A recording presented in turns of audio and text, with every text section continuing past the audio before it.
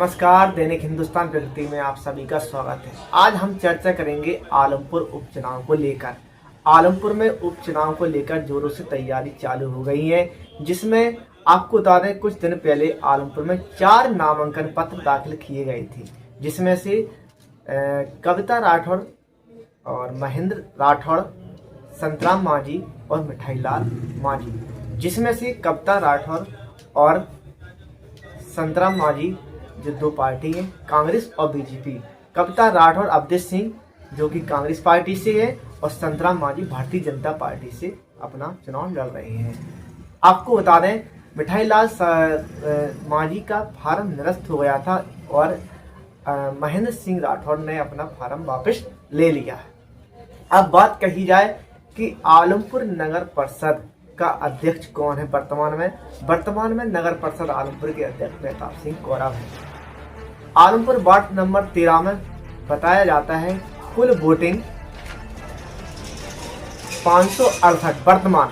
वर्तमान में Alampur ward number 13 में कुल 568 की वोटिंग है, जिसमें से आपको बता दें कौन सी समाज में कितने वोट हैं अब हम आपको बताने जा रहे हैं। आपको बता दें रायकवाड़ समाज, जो संतराम मांझी रायकवाड़ समाज से खड़े हैं, उनकी समाज से, उनके वोट की बात नहीं कर रहा हूं मैं, उनकी समाज से 145 वोट बताए जाते हैं और ब्राह्मण समाज से 130 से लेकर 135 वोट हैं और जाटव और परिहार समाज से 130 से लेकर 135 वोट बताए जाते हैं, जिसमें सामान्य वर्ग मतलब ठाकुर, ब्राह्मण भी सामान्य में आते हैं, लेकिन जो ठाकुर समुदाय के हैं उनकी कुल 16 वोट वर्तमान में है।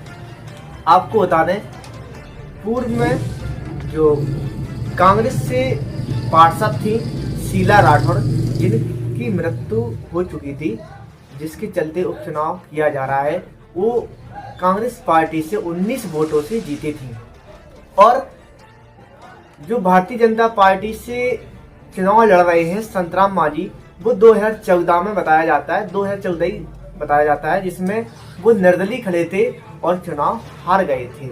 लेकिन अब की बार भारतीय जनता पार्टी ने अपनी पार्टी में उनको अवसर दिया है। वार्ड नंबर 13 में दोनों पार्टी मुकाबले की हैं और दोनों पार्टी आमने सामने चुनाव लड़े। अब बात यहाँ खड़ी होती है कि रायकवाड़ समाज से 145 वोट आते हैं, क्या वास्तव में संतराम मांझी को 145 वोट में से 100 वोट के आसपास मिल सकते हैं? अगर 100 वोट रायकवाड़ समाज से संतराम मांझी को मिलती है तो चुनाव उनको पाना आसान है। और जाटव परिहार समाज के भी 130 से लेकर 135 वोट बताए जाते हैं और राठौड़ समाज केवल 16 वोटों पर चुनाव लड़ रही है। बात 16 वोटों की नहीं होती है, बात उम्मीदवार की होती है।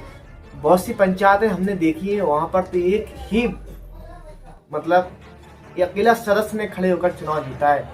अभी पूर्व में रही कांग्रेस जो शीला राठौड़ थी, 19 वोटों से जीती थी और पहले भी कांग्रेस से नामांकन दर्ज किया गया था पहले के चुनाव में, लेकिन उनका किसी कारणवश फार्म निरस्त हो गया था और उसके बाद उस समय बीजेपी ने चुनाव जीत लिया था। ये तो थी चुनाव की बातें और अब देखते हैं कहां की ओर चुनाव जाता है, बीजेपी या कांग्रेस। अब 29 तारीख को मतदान है, ईवीएम मशीन भी आ चुकी है जो सुरक्षा में रखी हुई है और प्रशासन अपनी कागजी कार्रवाई बराबर कर रही है।